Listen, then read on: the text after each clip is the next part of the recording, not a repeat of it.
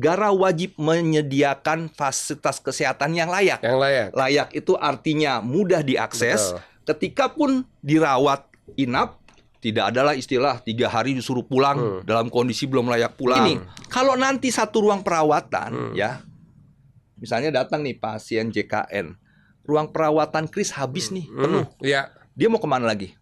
Nah, Betul. kalau sekarang kan kelas 1, kelas 2, kelas 3. Dia berhak kelas 2. Yeah. Datang dia ke rumah sakit ini. Kelas 2 penuh. Ya udah kalau gitu kelas 1 atau kelas 3. Menurut Permenkes 28 2014 boleh dititipkan. Nggak mungkin kris satu ruang perawatan kelas 1 tetap ada 150, kelas 2 100, kelas 3 35. Ya, tempatnya itu juga. Ngapain saya bayar 150 kan gitu. Ya, Kalau yang saya perhatikan ya, ini memang mau dibawa ke arah bagaimana memperluas asuransi swasta. Seperti yang pernah disampaikan oleh Menkes. JKN tidak menjamin seluruhnya. Oleh sebab itu, pakailah asuransi swasta.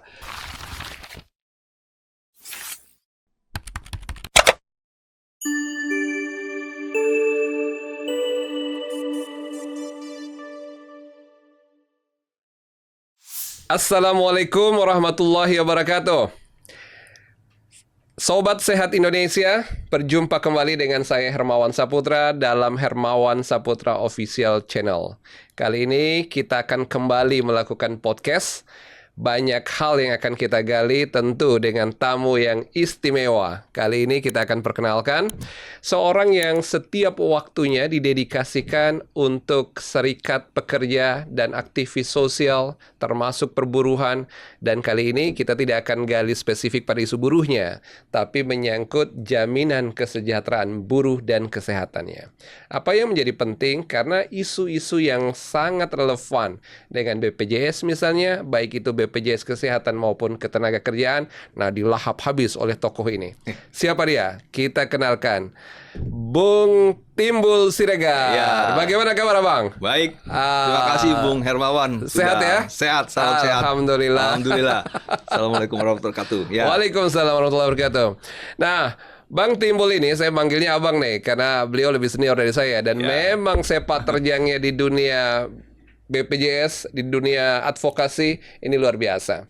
Saya teringat Abang itu menjadi panelis debat presiden ya tahun 2024. 2024 Februari di debat panelis debat capres yang kelima terakhir. Capres yang kelima. Capres. Jadi capres, wapres, capres. Nah, kelimanya wapres, capres lagi yang kelima. Jadi debat capres yang kelima. Apa poin yang Abang mewakili isu apa saat itu? Ya, saya untuk kesehatan dan ketenagakerjaan ya. Oke. Jadi memang kita membuat pertanyaan-pertanyaan dengan teman-teman panelis lainnya untuk kita ajukan sebagai pertanyaan untuk para capres yang berkonsentrasi waktu itu ya. Oke.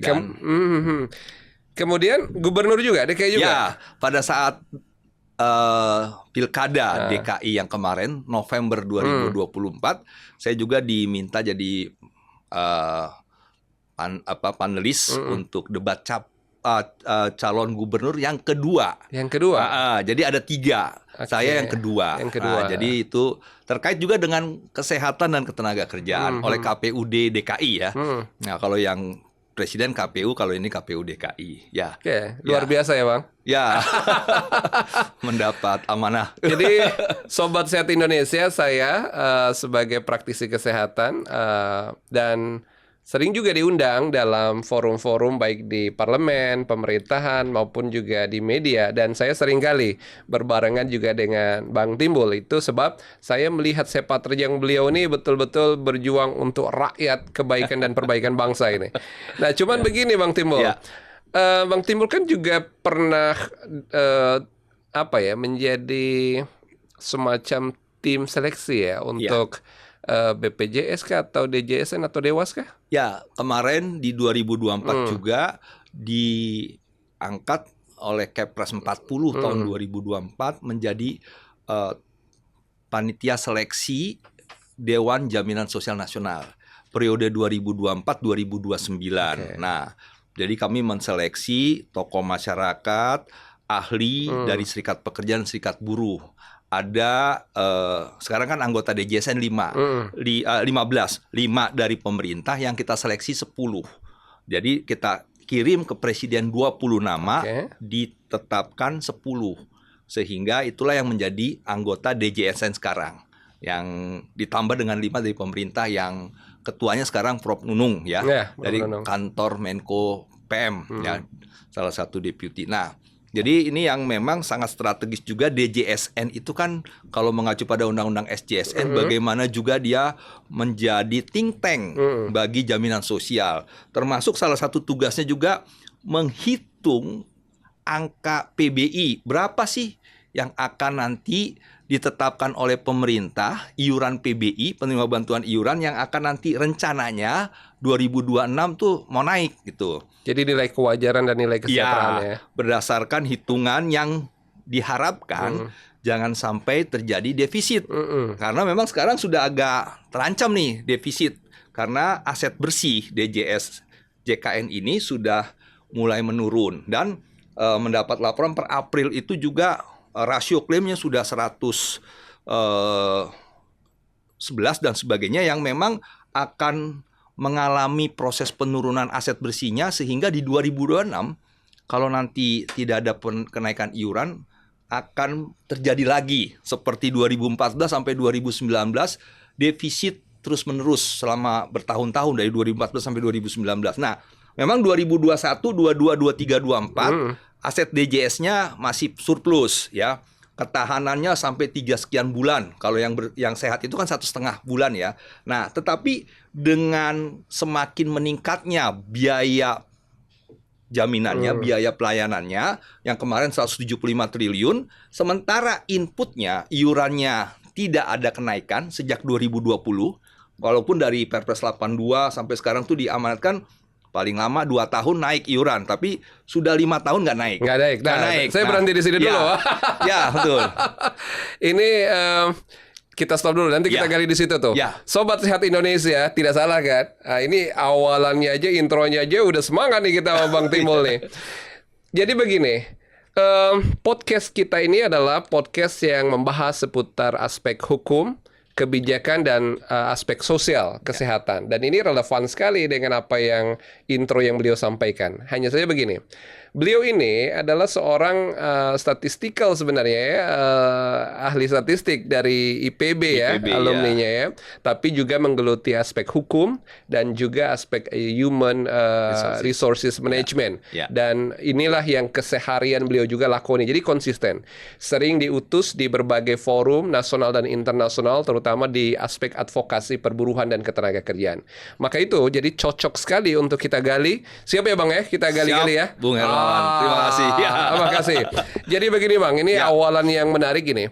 Sejak Pak Prabowo Subianto dilantik secara resmi menjadi presiden kita, dan puncaknya di hari buruh di awal Mei yang lalu. 1 Mei. 1 Mei. Dan kita ada di penghujung Mei ini sekarang. Jadi kita evaluasi dalam 1 bulan ini ya. Ada semacam semangat dan komitmen besar atas nama negara untuk memperjuangkan hak-hak buruh. Termasuk kesejahteraan, di dalamnya termasuk kesehatan. Jadi saya ingin menggali sebenarnya apa sih memang perbandingan dari presiden kita saat ini dengan perjalanan perjuangan buruh pada periode-periode sebelumnya. Gimana menurut Abang? Ya, yang sangat eksplisit Pak Prabowo di Mei tahun ini mau bersama-sama dengan Serikat Pekerja Serikat Buruh untuk merayakan di Monas yang selama ini tidak pernah. Waktu zamannya Bung Karno saja ada ya. Nah, tetapi memang isu yang diangkat oleh teman-teman Serikat Pekerja Serikat Buruh kan tentang kesejahteraan. Bagaimana bisa mendapatkan amanat pasal 27 ayat 2 Undang-Undang Dasar 45, pekerjaan dan penghidupan yang layak. Pekerjaan artinya tidak mudah di PHK, artinya dia bisa tetap bekerja. Penghidupannya bagaimana upahnya, upah layak. Itu amanat Undang-Undang Dasar yang memang diturunkan sehingga dia bisa mendapatkan kesejahteraan. Di pasal 100 untuk kesejahteraan, salah satunya jaminan sosial juga. Jaminan sosialnya ada kesehatan dan ketenagakerjaan. Ketika sakit, ada yang menanggung. Tidak lagi harus mengeluarkan biaya sendiri. Ketika mengalami kecelakaan kerja, ada yang menanggung BPJS Ketenagakerjaan. Atau ada yang mengalami kematian karena sakit atau ketenagakerjaan, ahli waris keluarga tidak mengalami jatuh miskin. anak-anak putus sekolah dan sebagainya. Nah, sampai bagaimana kesejahteraan pasca bekerja. Ada jaminan hari tua dan jaminan pensiun. Nah, ini semua memang didorong untuk terus diperbaiki sehingga pekerja kita benar-benar mendapatkan pekerjaan dan penghidupan yang layak. Nah, jadi salah satunya untuk masalah jaminan kesehatan. Ini juga mendorong bagaimana pelayanan di rumah sakit bisa lebih mudah diakses. Pasal 34 ayat 3 Undang-Undang 145, negara wajib menyediakan fasilitas kesehatan yang layak. Yang layak. Layak itu artinya mudah diakses. Ketika pun dirawat inap, tidak adalah istilah 3 hari disuruh pulang dalam kondisi belum layak pulang. Obat disuruh ambil, ternyata nggak ada, disuruh beli sendiri. Kewajiban negara. Ini seingat saya pasal 34 ayat 3 nih ya? Iya, pasal 34 ayat 3 dengan sangat jelas negara wajib menyediakan fasilitas kesehatan. Ada juga fasilitas umum yang layak ya, Paskes yang layak. Nah, ini juga kaitannya kan juga dengan bagaimana pekerja dan masyarakat umum lah menurut saya ya. Juga bagaimana mengharapkan realisasi dari Undang-Undang 17 tahun 2023 yang menjanjikan ada 6 pilar transformasi layanan kesehatan. Dari sisi layanan primer. Bagaimana preventif promotif itu bisa ditingkatkan sehingga kuratif bisa menurun. Bagaimana layanan rujukan di rumah sakit. Tadi bagaimana untuk daerah 3T supaya tidak lagi ada masyarakat yang tidak terlayani di vaskes dan sebagainya. Ketahanan kesehatan, obat dan alat kesehatan. Ini juga kan menjadi faktor utama. Obat ada juga yang tidak dijamin dan sebagainya. Termasuk tergantung dengan apakah obatnya masuk ke formularium nasional. Kalau alat kesehatan masuk nggak ke kompendium nasional. Kalau nggak masuk bayar sendiri. Nah, itu juga kan menjadi persoalan. Artinya ini yang diperjuangkan ya? Nah, itu yang terus diperjuangkan supaya jangan sampai memang ketika dilayani JKN pun dia harus keluar uang. Padahal dengan sangat jelas Perpres 82 2018 mengatakan pasien JKN tidak boleh dipungut biaya lagi atas haknya. Betul. Nah, ini kan kembali layanan regulasinya, substansi hukumnya sudah sangat jelas. Tapi dalam pelaksanaannya masih suka ada terjadi. Nah, memanfaatkan ketidaktahuan pasien. Oh, memang nggak ada. Iya, beli sendiri. Padahal rumah sakit oknum ini mengklaim full ya berdasarkan nasi bijis. Betul. Artinya menurut Abang dan teman-teman, Presiden Prabowo punya komitmen lebih untuk mewujudkan dan memperjuangkan hak-hak ini. Ya, dalam konteks astacitanya memang sudah jelas ya, dan tinggal sekarang pelaksanaannya.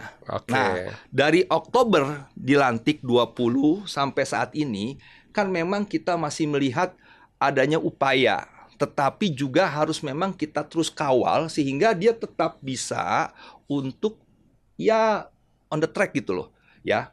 Tetapi memang kalau kita perhatikan agak sedikit sulit juga nih. Misalnya dengan adanya Inpres 1 2025. Efisiensi ataupun anggap APBN untuk kesehatan ya. Kita perhatikan misalnya terkait dengan pembangunan rumah sakit ya di Papua itu kan mengalami efisiensi juga sehingga alokasi anggarannya tidak full. Demikian juga dengan rumah sakit apung dan sebagainya yang dicoret tuh. Nah, demikian juga dengan pelayanan-pelayanan kesehatan lainnya yang TB dan sebagainya. Apalagi program-program pencegahan promotif preventif ya, masyarakat. Program preventif misalnya cek up gratis itu kan dipotong juga tuh di anggarannya. Nah, ini juga kembali kan bagaimana kita bisa mendukung layanan primer dengan lebih mengedepankan preventif promotif sementara anggarannya ada dipotong gitu ya. Nah, tetapi oke lah kita coba mendorong ini untuk lebih difokuskan sehingga 6 pilar ini bisa berjalan dengan baik. Tadi ketahanan kesehatan, yang keempat SDM kesehatan. Nah, ini juga persoalan nih, SDM kesehatan kita kan memang tentunya sekarang sedang tanda kutip berkelahi nih dengan Pak Menkes gitu loh. Nah, ini juga kan saya bilang kenapa ya ada semangat yang dibangun di regulasi di undang-undang tapi diimplementasi berita yang muncul kan adalah Menkes memindahkan dokter-dokter spesialis subspesialis ini yang padahal dia dibutuhkan adalah yang mem-PHK seperti Dokter Rizky yang ada Malik dan sebagainya. Kenapa membangun permusuhan begitu ya sehingga terjadi perlawanan? Padahal 6 pilar ini tidak akan pernah berhasil tanpa dukungan penuh SDM kesehatan kita. Pentahelix collaboration. Nah, ini kan tentunya yang harus juga kita dorong gitu ya, untuk yuk Pak Menkes harus merangkul bagaimana berkomunikasi yang baik dengan para SDM kesehatan kita supaya kita sama-sama membangun supaya 6 pilar ini berjalan. Bagaimana nanti akan mendukung peningkatan indeks pembangunan manusia yang salah satunya kesehatan.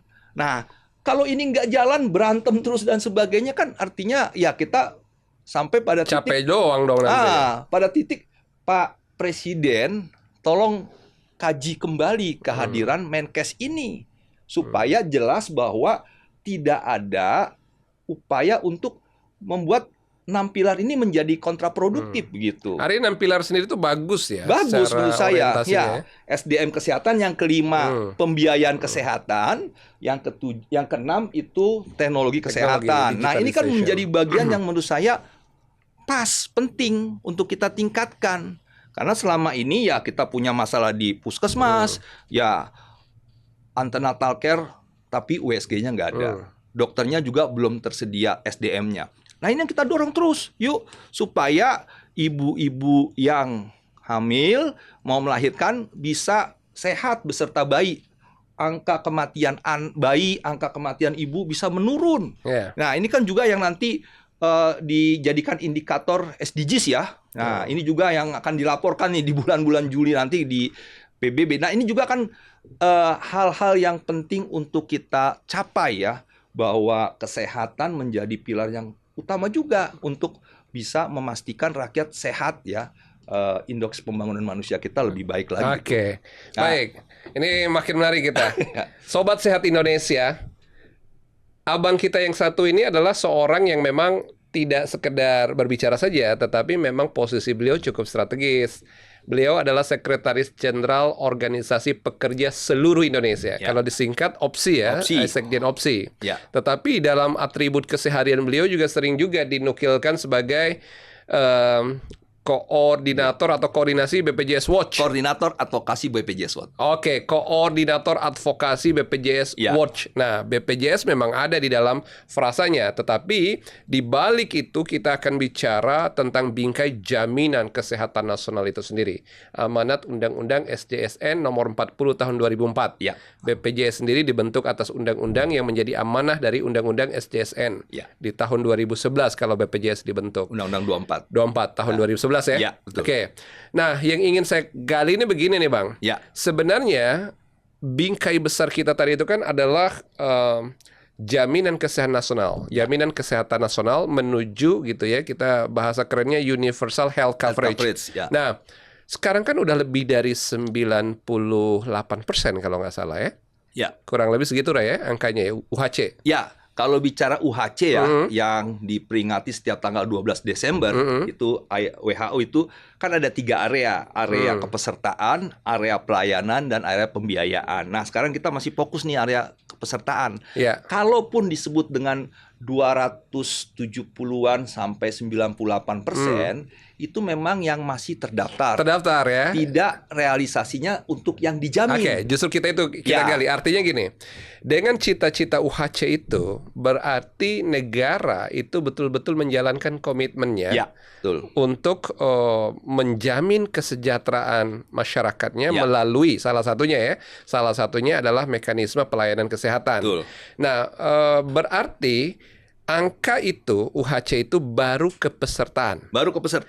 Belum pada kualitas dan juga efektivitas penggunaan. Termasuk bicara aktif dan inaktif dong di situ. Jadi bicara kepesertaan pun masih ada yang aktif, ada yang non-aktif. Yang non-aktif itu sekitar 55 juta. Yang memang dari sisi peserta mandiri itu cukup banyak ya, ada sekitar 16 jutaan. Karena dia tidak mampu membayar iuran, sehingga menunggak JKN tidak membiayai, tidak menjamin.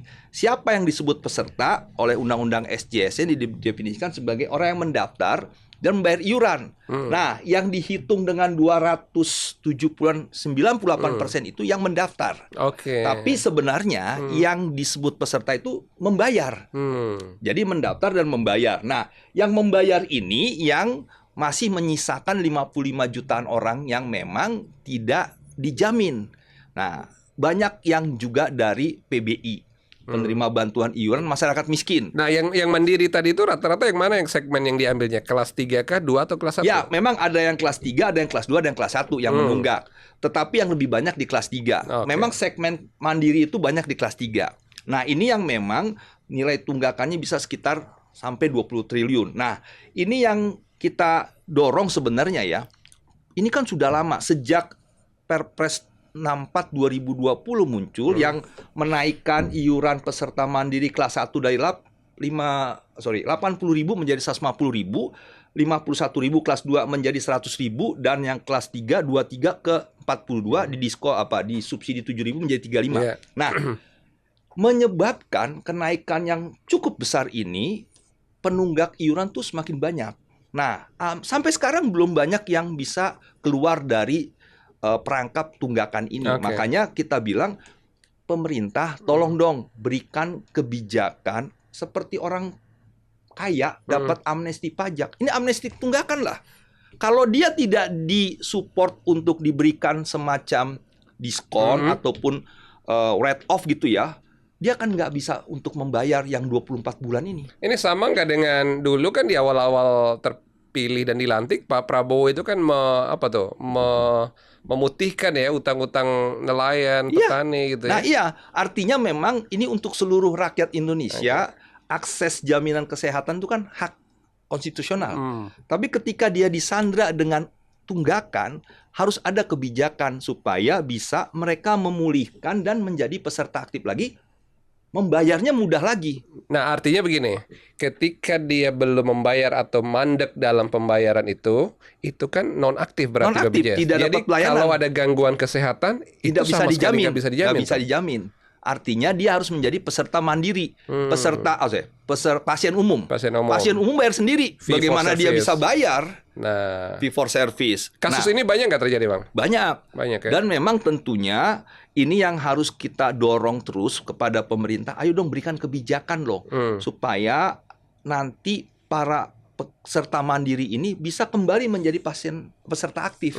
Yang mulai nanti misalnya ada kenaikan iuran ya di 2026, dia memulainya itu mulai dengan selesainya tunggakan. Sehingga ketika naik pun dia mudah untuk membayar.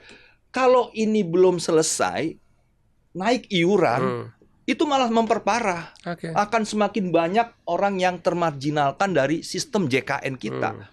Cita-cita JKN tidak tercapai. Iya. Yang akhirnya, ya masyarakat kita akan seperti dulu. Ada yang nggak mampu, ya udahlah cukup beli obat warung. Nah seperti itu kan ini nggak tepat ya. Iya, jadi Sobat Sehat Indonesia, kalaupun sekarang UHC itu diklaim udah lebih dari 98%, rupanya kita tidak perlu berpuas diri tuh. Ya. Belum bisa kita katakan kita ini udah seluruhnya tercover, karena dari angka itu adalah angka yang mendaftar. Bukan angka yang rajin dan aktif membayar iur. Iya. Nah, artinya ya tentu tantangan ini pantesan aja BPJS juga masih mengeluhkan banyaknya dana yang belum bisa di-cover untuk pembayaran klaim dan seterusnya ya. Ya, memang tentunya sampai 2024 kemarin masih ada aset bersih. Ya, 2025 juga walaupun terus menurun ya. Yang menjadi persoalan sekarang kan ada dispute claim. Oke. Nah, itu yang kalau dia memang harus membayar, menurut saya dia akan dibayar. Karena apa? Kalau kewajiban membayar tertunda 1 bulan, maka BPJS akan menambah 1% pembayaran itu. Seperti waktu zamannya 2014-2019, uang itu memang nggak punya. Ketika harus membayar ternyata tertunda karena nggak punya uang, dia harus menambah 1%. Nah, tentunya kalau sekarang punya uang, dia akan membayar. Nah, yang menjadi persoalan sekarang kan ada dispute claim. Yeah. Yang kemarin dengan Komisi 9 itu dilaporkan oleh para asosiasi rumah sakit ya, Persi dan sebagainya, yang memang juga harus didapatkan solusi.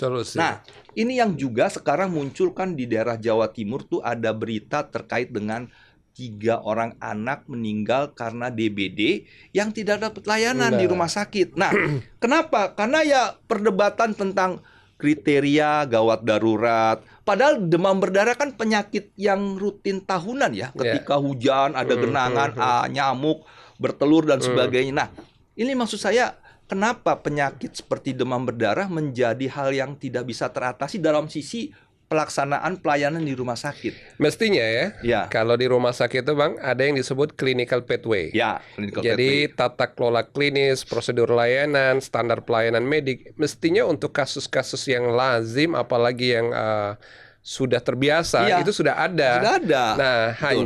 hanya nanti ada yang disebut clinical privilege. Ya. Itu dimiliki oleh dokter tuh. Ya. Dokter dalam menegakkan diagnosis, kemudian melakukan terapi dan pengobatan, biasanya sedikit ada variasi, tergantung dari profil dan kondisi pasien. Ya. Tapi kan secara umum memang CBGS itu kan bicara pada pengelompokan kasus ini. Ya, betul. Kalau bahasa halusnya kan diagnosis related group tuh. Ya, diagnosis Jadi related related group. Ya. yang kelompok yang memang saling berkaitan. Ya. Iya, memang iya juga sih ya. Kenapa harus menjadi masalah ya? Iya, kenapa menjadi masalah? Toh ini kan juga penyakit yang sudah umum dan selama ini dibayarkan, tetapi memang sekarang belajar dari dispute claim yang terus terjadi ya. Ini jadi rumah sakit juga merasa aduh saya tahan dulu deh, nggak lain. Tetapi kan gini ya, saya mau katakan ajas rumah sakit salah satunya itu keselamatan pasien. Tuh. Dia tidak boleh menolak pasien. Kalau kita baca di Undang-Undang Rumah Sakit di Undang-Undang 44 2009 sekarang sudah dijadikan Undang-Undang 17, itu sangat jelas. Nah, kalaupun misalnya ada persoalan pembiayaan, itu belakangan aja. Yang penting pasien diselamatkan dulu. Betul. Jangan sampai perdebatan-perdebatan ini mengorbankan masyarakat. Nah, saya sih berharap pemerintah harus turun tangan segera untuk bagaimana menyelesaikan dispute claim ini. Ya, pending claim yang memang harusnya jelas dibayar atau tidak. Nah, kalaupun misalnya rumah sakit merasa kami sudah menjalankan sesuai kriteria bla bla bla, tidak dijamin juga oleh JKN, ayo secara hukum melakukan aja gugatan. Nggak apa-apa kok. Nah, walaupun memang ada tim kendali mutu kendali biaya, tapi paling tidak ada sebuah upaya yang memang dilakukan untuk menyelamatkan pasien. Jangan sampai pasien menjadi korban. Artinya prosedur klinis dan pendekatan klinis harus mendahului dulu daripada administratif dan manajemen. Betul. Yang ini yang harus dipastikan oleh pemerintah berjalan. Tidak boleh menjadi argumen ataupun alasan untuk mengatakan masih sehat lah dan sebagainya, sehingga sebenarnya persoalannya persoalan klaim. Ya. Nah, pasien kan kalau dibilang udah masih sehat padahal dia sudah tidak kuat lagi dan sebagainya, dia pulang dan sebagainya. Nah, ini jadi masalah-masalah klasik sebenarnya yang terus terang harus bisa diselesaikan secara sistemik ya. Nah, demikian juga bagaimana penjaminan JKN itu ya, memastikan ada solusi yang cepat ya. Seperti sekarang nih, tadi ya saya masih menangani kasus bagaimana seorang anak juga belum dapat layanan ya, tapi ini kan juga harus bisa mendapatkan secara sistemik. Ya, misalnya gini, di pasal 16 Junto 28 Perpres 82 2018 itu kan terkait dengan bayi baru lahir. Bayi baru lahir dari ibu yang belum memiliki JKN itu kan diperlakukan seperti pasien peserta yang mau membuat JKN 14 hari. Nah, menurut saya nggak usah dibuat seperti itu. Bayi baru lahir itu, mohon maaf, dia tidak bisa memilih mau lahir dari ibu yang punya JKN atau tidak. Dia nggak bisa. Artinya untuk bisa memastikan JKN membantu pasien bayi baru lahir, jadikan saja bayi baru lahir semuanya dijamin. Terlepas dari ibunya belum atau tidak. Nah, tinggal mau menghukum ibunya dengan denda silakan. Tapi jangan menghambat akses JKN oleh bayi baru lahir. Nah, ini kan masih berlangsung ya. Walaupun katanya kan ada jam persal. Iya, jam persal kan itu dulu. Bagaimana sekarang? Nah, jadi pasal-pasal di Undang-Undang SJSN juga memang banyak yang harus diperbaharui ya. Nah, sekarang pemerintah DPR ya memasukkan Undang-Undang SJSN dan Undang-Undang BPJS sebagai prolegnas nih. Nah, itu dia. Tahun ini mungkin belum, tahun depan mungkin karena usianya udah panjang juga. Sejak SJSN 2004, 2025, 21 tahun. 21 tahun, BPJS sudah 14 tahun 14 tahun, ya. Jadi memang harus ada penyesuaian. Ya, dan memang setelah kita kaji, memang ada hal-hal yang perlu diupdate gitu ya. Oke. Supaya jangan sampai ini menjadi persoalan yang nggak selesai-selesai. Nah, Nah, kira-kira gitu. seru. Sobat Sehat Indonesia, jadi memang pelayanan kesehatan kita itu memang penuh dengan tantangan administratif. Ya.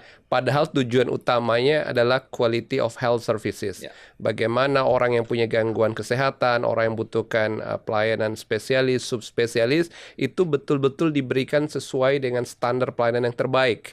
Nah, cuman begini, situasi kita ini, terutama di rumah sakit, dilema. Apalagi rumah sakit swasta.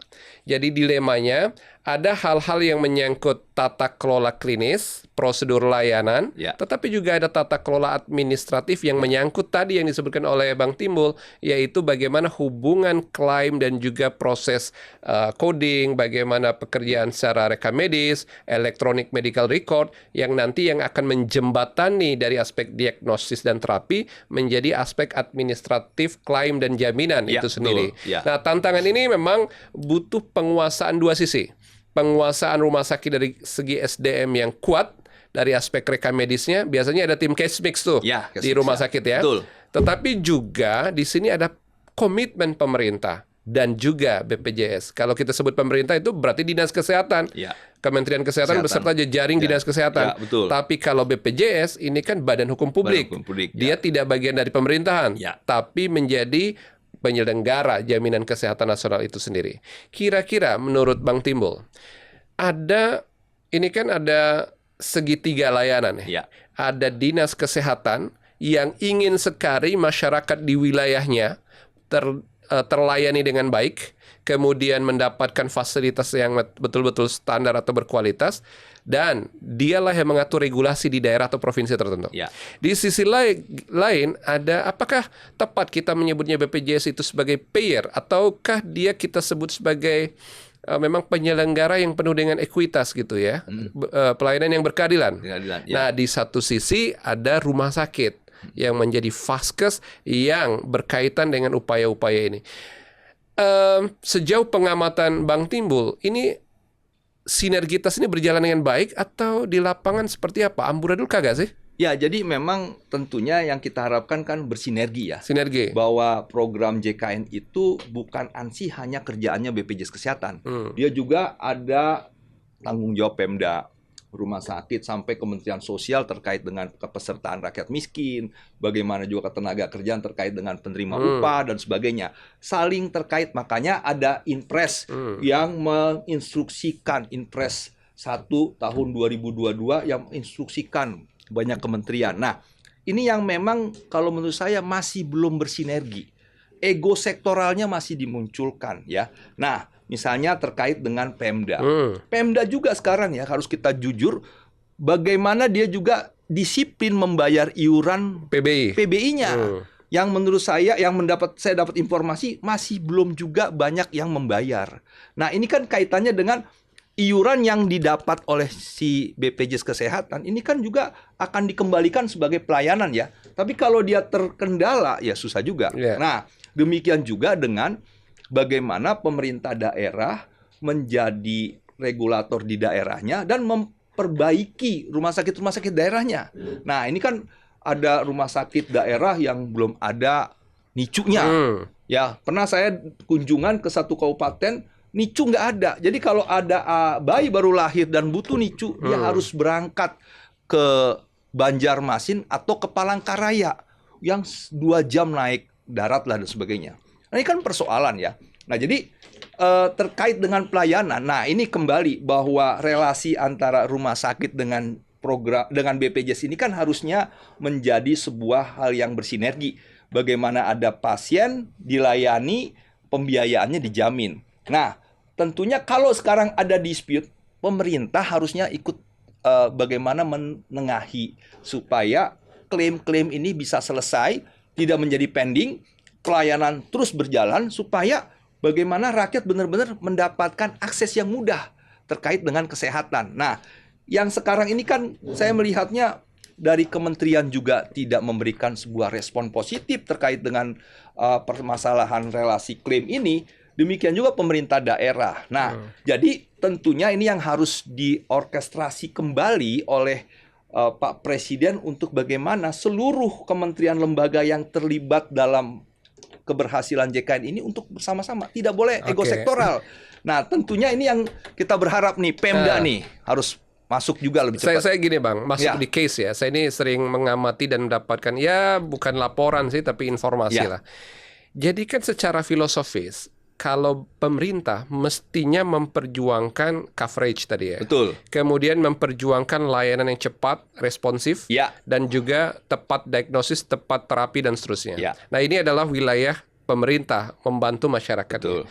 Tapi begini, kok seringkali pola hubungan, kami mengamati pola hubungan antara Vaskes dengan BPJS itu dibiarkan tanda kutip beradu berdua saja. Ya. Di satu sisi kita melihat ada potensi fraud, mungkin juga under atau over claim yang pada akhirnya tidak sesuai dengan clinical pathway tadi. Ketika verifikasi oleh BPJS, kan BPJS punya verifikator kan? Verifikator. Di setiap Vaskes, pasti. tahap awal loh.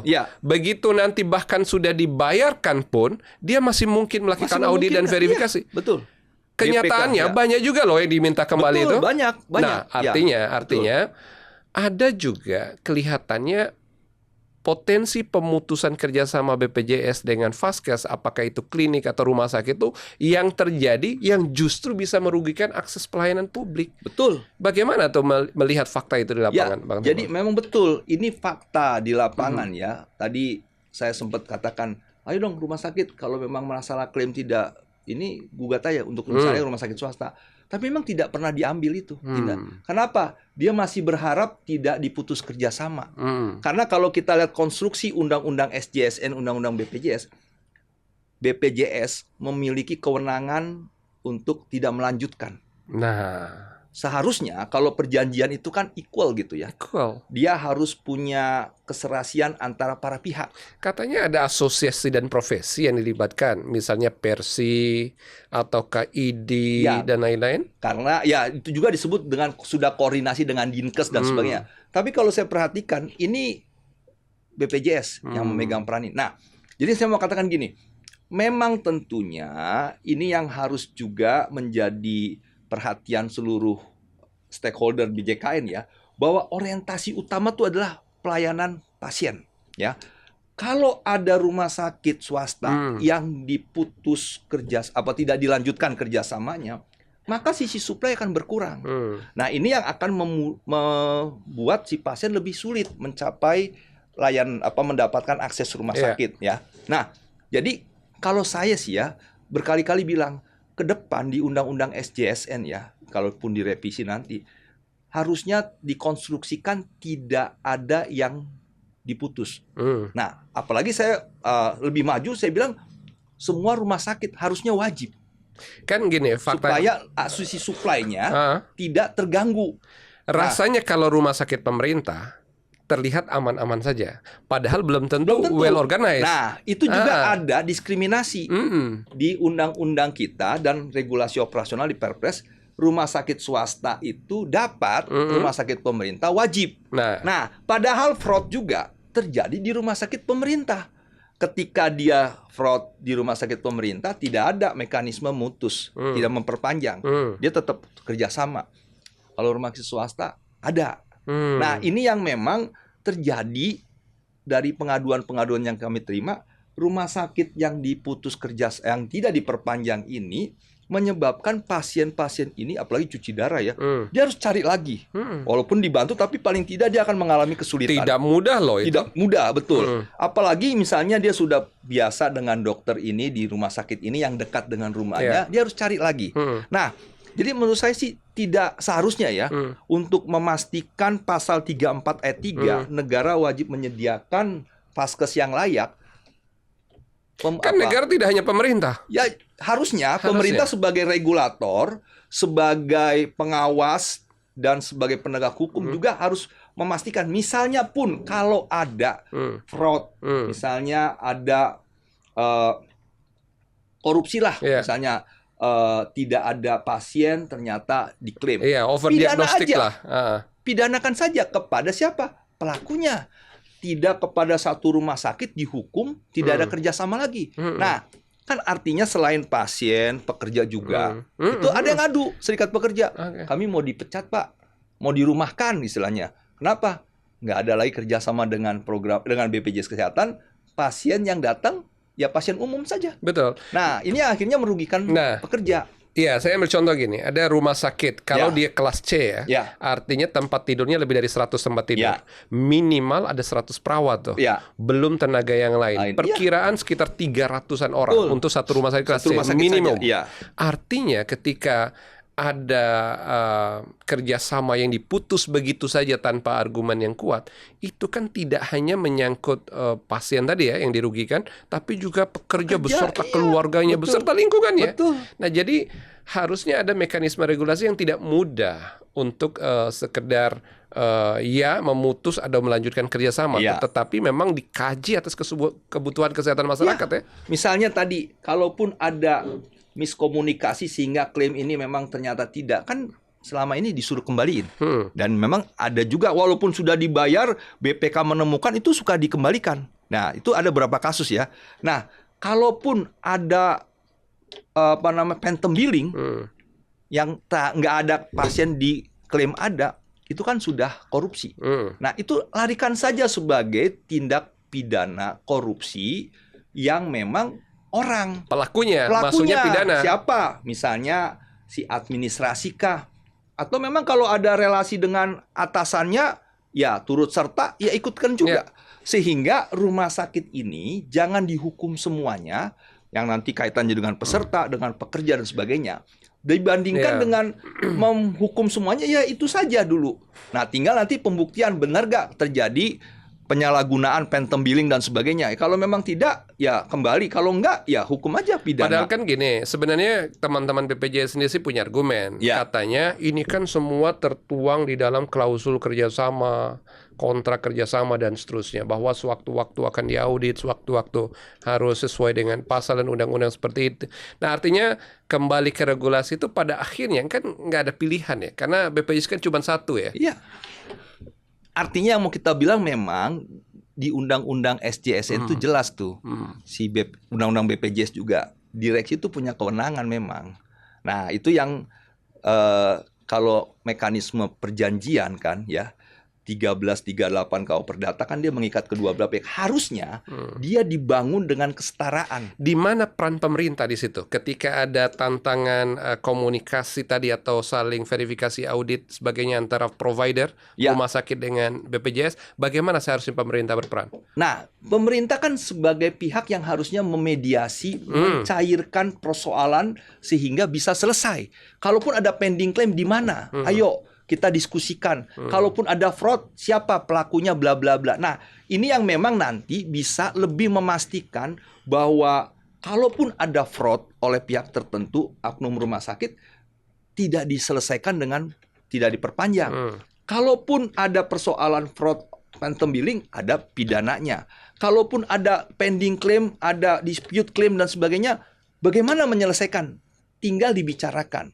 Dan ini yang menjadi hal yang penting untuk menyelamatkan pasien, masyarakat sendiri.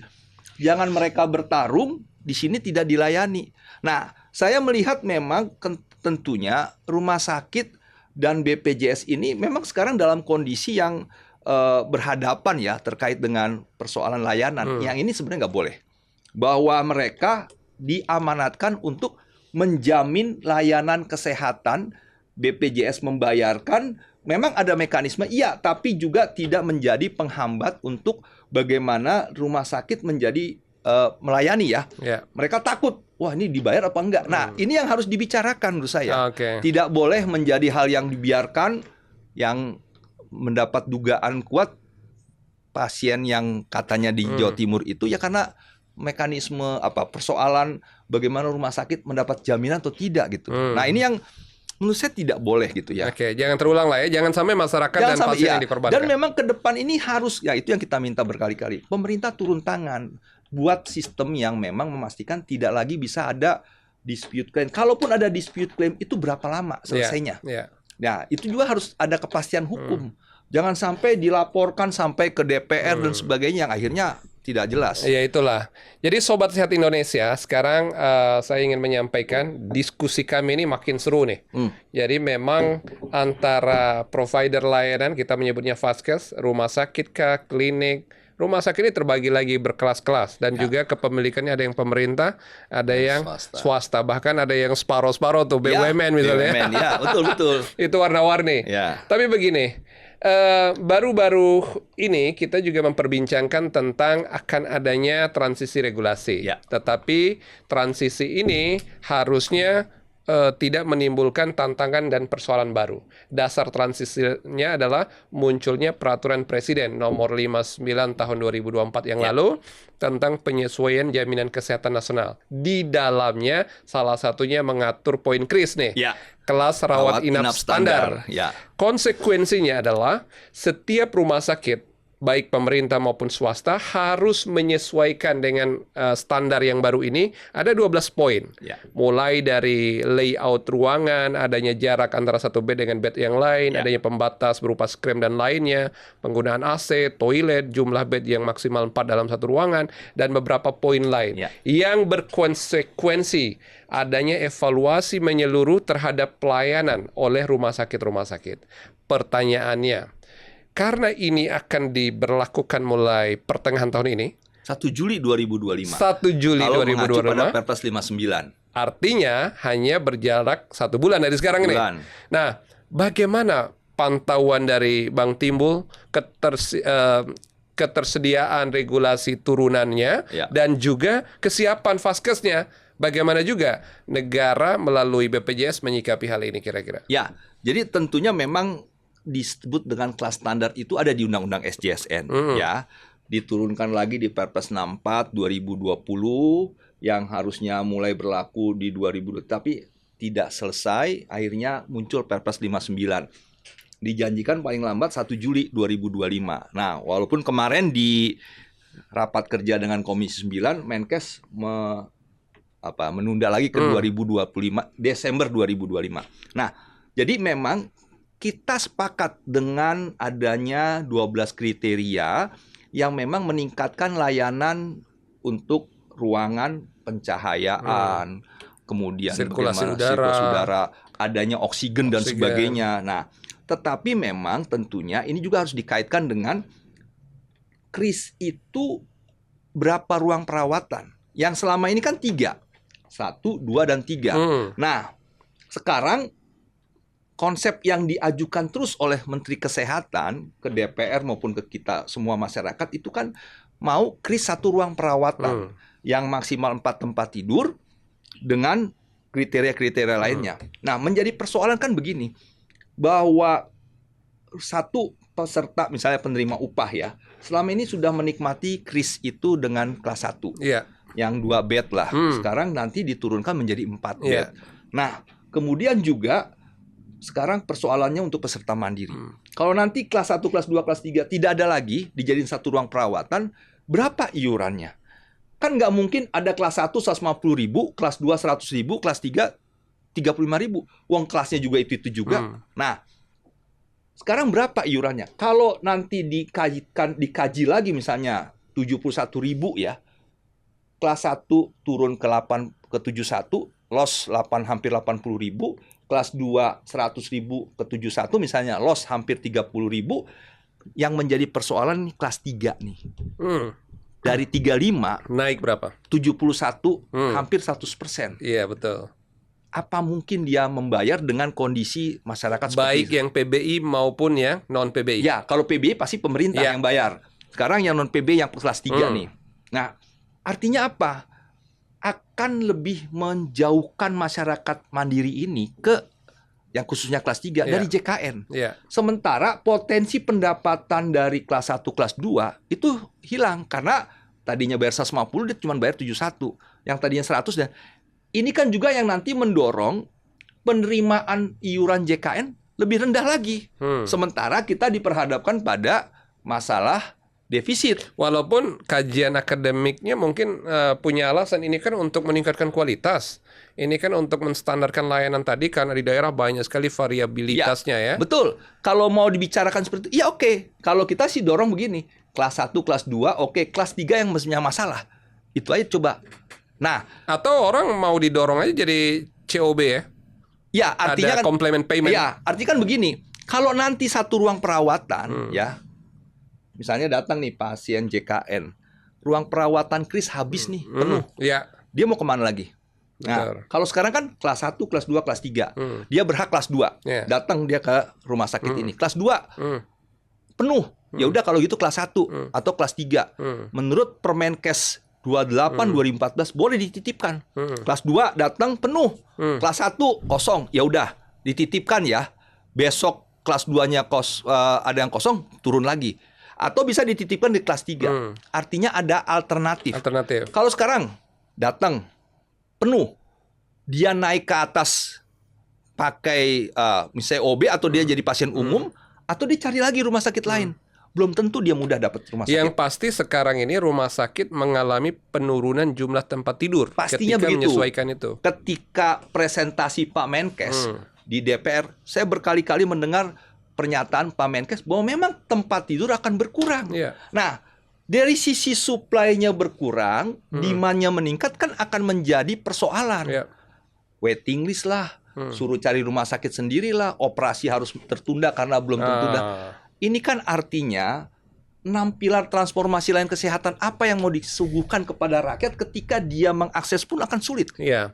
Jadi Sobat Sehat Indonesia, pernah nggak kita semua merasakan adanya kesulitan untuk mengakses pelayanan di rawat inap rumah sakit di berbagai daerah di masing-masing wilayah kita semua ketika kita, keluarga kita, tetangga atau lingkungan yang memang kesulitan. Nah, ada transisi regulasi ini yang sebenarnya dikhawatirkan oleh Bang Timbul justru juga akan semakin berdampak karena akses akan semakin minimum. Pertanyaannya, makanya kebijakan ini visible atau tidak sih diimplementasikan di Juli ini? Ya. Kalau menurut saya tidak. Nah, tentunya gini ya, saya mau katakan kami dari BPJSWOT yang sering melakukan advokasi ya, sebenarnya jarang orang pasien ya yang mengatakan, waduh saya kesulitan di kelas 3. Memang dia mengakui kelas 3, ya sudah.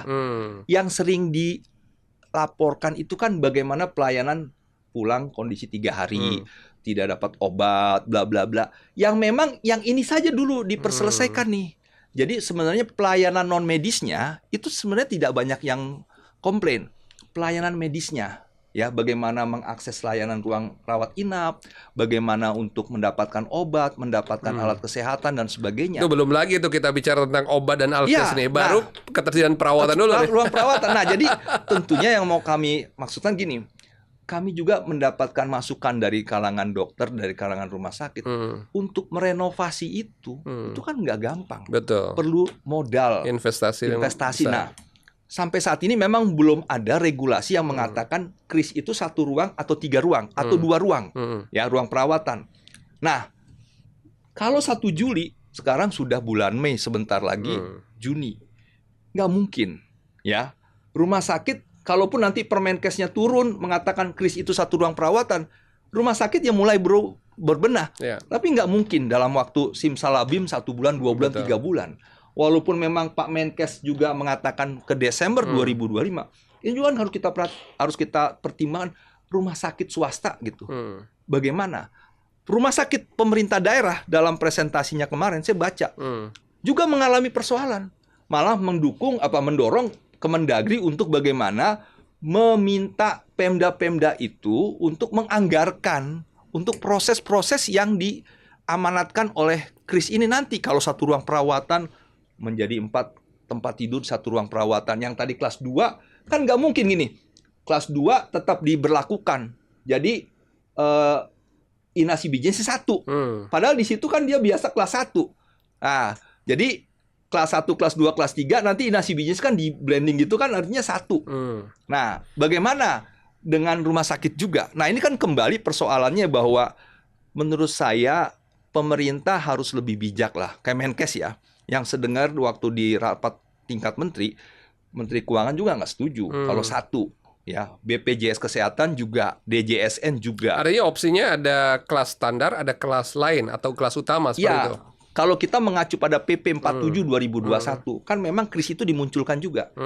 KRIS yang diatur KRIS PBI. Nah, artinya ada KRIS non PBI. Paling tidak ada 2. Sehingga dia bisa juga Permenkes 28 kalau ada penuh di sini bisa naik dulu atau turun dulu dan sebagainya. Nah, jadi yang mau saya katakan bahwa banyak aspek yang nanti akan terdampak bila dipaksakan KRIS itu satu ruang perawatan, ya, baik rumah sakit, pasien aksesnya, demikian juga dengan JKN, potensi pendapatannya akan menurun karena dia hanya satu aja kan. Nggak mungkin KRIS satu ruang perawatan, kelas 1 tetap ada 150, kelas 2 100, kelas 3 35. Ya, tempatnya itu juga. Ngapain saya bayar 150 kan gitu. Ya, nah, jadi ini persoalan yang kompleks yang memang harusnya ya pemerintah dalam hal ini Kementerian Kesehatan harus bisa lebih bijak. Dan utamanya juga seperti kita nih ya di Serikat Pekerja, di pengamat kesehatan, kan nggak dilibatkan nih dalam proses pembuatan regulasi ini. Dan sekarang sedang dibahas tentang Perpres baru tentang JKN. Jadi tentang Perpres 82 2018 yang direvisi di 75 2019, Perpres 64 2020 yang terakhir 59 2024. Itu nanti akan digantikan oleh Perpres baru. Nah, sekarang pertanyaannya, Perpres baru JKN ini melibatkan masyarakat nggak? Belum. Karena padahal akan bahas besaran iur tuh nanti. Padahal akan mencakup juga persoalan yang dialami masyarakat. Nah, pasal 96 Undang-Undang 13 2022 tentang perubahan kedua Undang-Undang 12 tahun 2011 tentang pembuatan peraturan perundangan harusnya kan melibatkan masyarakat supaya kita juga bisa memberikan masukan. Presiden, saya sih berharap regulasi ke depan itu lebih memudahkan. Akses jangan juga nanti penuh, cari rumah sakit sendiri, nggak dapat, akhirnya ditawarin kalau mau di sini pasien umum. Kalau sudah nanti disuruh jadi pasien umum, menjadi pasien umum, masyarakat akan bilang gini, buat apa saya ikut JKN lagi? Makanya saya membayangkan gini nih, Pak. Kontraproduktif. Makanya saya membayangkan kalau ini rencana semua ini memang seperti yang kita pikirkan ya sebagai pengaman atau orang yang punya awareness terhadap kebijakan, nanti pasti berdampak luas terhadap masyarakat. Dan masyarakat kemana dia harus bertanya? Tiba-tiba misalnya ya, kalau ada penyesuaian nanti iur berubah. Tadinya yang mereka beli kelas 3 tiba-tiba harus naikkan hampir 100% misalnya. Atau orang yang tadinya dapat fasilitas kelas 1 tapi dia membayar walaupun mungkin lebih efisien tapi kan kualitas menurut mereka berkurang gitu. Kemana mereka harus mengadu, bertanya, berbicara? Dan bayangkan kita punya 281 juta lebih ya penduduk, mereka pasti akan merasakan dampak ini gitu ya. Nah, jadi bagaimana Bang Timbul bisa menarasikan ke publik? Harus bagaimana kita sebagai masyarakat menyikapinya? Ya, jadi memang tentunya sebelum regulasi itu ada, kita masyarakat ya harus punya daya kritis untuk sampaikan ke pemerintah untuk lebih hati-hati dalam merumuskan dan jangan membuat akses lebih sulit, kemudian masyarakat lebih termarginalkan dan sebagainya. Nah, ini yang kita harus terus dorong dari sisi mencegah jangan sampai ada regulasi yang tidak baik kepada kita. Kalaupun sudah terjadi ya dipaksakan, ya menurut saya banyak juga regulasi yang dipaksakan. Ya paling kita bisa nanti melakukan secara konstitusional, melakukan judicial review. Nah, ya mungkin nanti akan kita JR ke Mahkamah Agung. Ya, karena tergantung kajian kita dulu ya. Nah, tentunya ini yang memang juga harusnya pemerintah nggak usahlah kita berdebat di MA. Kita tolong hadirkan, dari sekarang libatkan supaya dengar nih apa sih harapan dari masyarakat gitu untuk layanan JKN yang lebih baik. Kalau masyarakat pekerja dan pemberi kerja, apa yang menjadi tanggapannya kira-kira? Sudah membuat statement, sudah membuat pernyataan yang sudah dikirimkan kepada pemerintah dan sebagainya, menolak KRIS satu ruang perawatan. Dan ini juga yang memang memastikan bahwa Presiden harus membaca, sudah dipublikasi dan sebagainya. Dan saya pernah membaca surat juga Menko PM pun Pak Muhaimin Iskandar sudah berkirim surat ke Menkes untuk menolak untuk satu ruang menolak perawatan. atau penundaan kajian. Meminta untuk lebih dikaji lagi untuk tidak satu ruang perawatan. Nah, jadi sebenarnya kalau kita mau mempetakan ya dari pembicaraan itu ya, DJSN juga menolak kris satu ruang perawatan, BPJS Kesehatan juga demikian, rumah sakit demikian juga, kemudian Menteri Keuangan juga seperti itu, sampai Menko PM. Nah, harusnya kan bisa dibaca loh oleh Menteri Kesehatan. Nggak usah memaksakan diri untuk kris satu ruang perawatan. Karena semuanya berdampak. Nah, ini kan juga yang akhirnya Menkes ini sepertinya menciptakan musuh-musuh baru tanda kutip yang memang artinya dia tidak bisa melihat kondisi real di lapangan. Persoalannya persoalan konsep apa timing aja nih? Ya sebenarnya konsepsinya juga ya. Kalau yang saya perhatikan ya, ini memang mau dibawa ke arah bagaimana memperluas asuransi swasta. Seperti yang pernah disampaikan oleh Menkes, JKN tidak menjamin seluruhnya. Oleh sebab itu pakailah asuransi swasta. Karena kalau satu dia tidak punya akses lagi daripada dia kan menggunakan asuransi untuk naik. Walaupun bahasanya pelengkap ya, complement payment. Iya, tapi diharapkan pakailah asuransi swasta. Nah, saya berpikir apa betul nanti jadinya kita dipaksa untuk jadi peserta asuransi, kan nggak tepat juga. Kita sudah punya program JKN yang baik terkait dengan masih ada masalah, iya. Nah, tetapi jangan juga lebih dikonstruksikan untuk lebih dilemahkan JKN ini. Nah, saya berpikir gini, jangan-jangan memang ini skenario untuk mendorong masyarakat itu pakai asuransi swasta. Saya khawatir juga dengan kalau begitu nanti siapa yang mampu lebih dapat layanan, siapa yang nggak mampu di belakangnya. Itu kapitalis liberal. Betul. Nah, saya pernah menulis di catatan pagi saya, Ambulan Zigzag. Itu lagu yang diciptakan Iwan Fals 1981. Legend tuh. Legend. Ada seorang ibu dengan perhiasan, hanya pingsan di bawah ambulan, masuk rumah sakit, tidak ditanya macam-macam, langsung ditanganin. Sementara setelah itu Helicak membawa seorang yang pakai sarung, badannya sudah terbakar, ditanya biayanya bagaimana, ada uang muka, kami nggak bawa uang, suruh tunggu di muka. Ya modar aku. Modar aku. Jadi artinya Ambulan Zigzag kan akan bercerita lagi kalau memang terjadi saat ini. Berarti bisa kemunduran 40-50 tahun yang lalu. Karena lagu itu lagu diciptakan sekitar 40 tahun lalu. 1981. Iya. Nah itu kan persoalan yang janganlah kita membuat JKN ini lebih mundur gitu. Nah. Luar biasa, Bang Timbul. Sobat Sehat Indonesia, rasanya perbincangan ini nggak mau kita akhirkan. Makin seru soalnya nih, karena multi perspektif. Tetapi semuanya kita bingkai ya dalam kepentingan masyarakat, pekerja, pemberi kerja, termasuk tenaga kesehatan, fasilitas kesehatan. Semua ini kita perbincangkan dalam bentuk pantauan. Makanya beliau adalah koordinasi advokasi BPJS Watch. Kita tidak boleh jadi watchdog. Kita harus menjadi orang yang watch act gitu ya. Memantau, melihat, tapi juga mengadvokasi dan bekerja untuk kebaikan bangsa. Bang Timbul, terima kasih. Terima kasih. Waktu jua yang harus membatasi kita, tetapi mudah-mudahan ke depan kita bisa melanjutkan dengan topik yang lebih tajam lagi, karena perbincangan ini semakin menarik. Sobat Sehat Indonesia, saya cukupkan sampai di sini. Sampai berjumpa pada sesi berikutnya di dalam Hermawan Saputra Official Channel untuk podcast yang lebih keren dan mantap lagi. Bang Timbul, terima kasih. Terima kasih. Terima kasih. Sampai jumpa. Assalamualaikum warahmatullahi wabarakatuh. Waalaikumsalam. Salam sehat Indonesia.